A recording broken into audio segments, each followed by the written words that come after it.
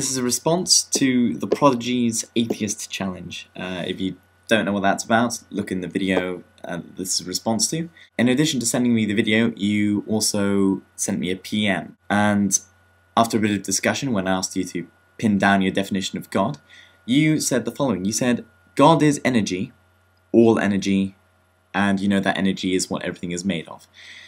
Because E equals mc squared. Now, I don't have a problem with this. If you're just saying that God is your word for energy, there's no problem there. But what's interesting is what you go on to say. You go on to say that the whole universe as a whole is a God, and it is a conscious, sentient being, but not separate from you and me. Naturally, I agree that if energy is God, then I am part of God. Everything else is part of God. But you say that it is a conscious, sentient being.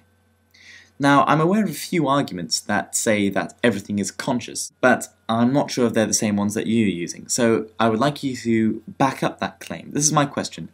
On what basis do you say that all of energy, the whole universe as a whole, is a conscious, sentient being? What is your definition of conscious, and what is your definition of sentient?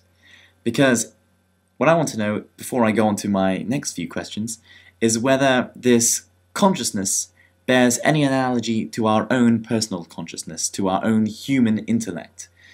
Because if it does, then I want to know how, and if it doesn't, I want to know what the use of the idea is. If you're just saying that the consciousness that you're attributing to the universe is completely incomprehensible, then, well, what use is this idea of God? To reiterate, what do you mean by conscious? What do you mean by sentient? How do you back up that claim? And what's the use of that claim?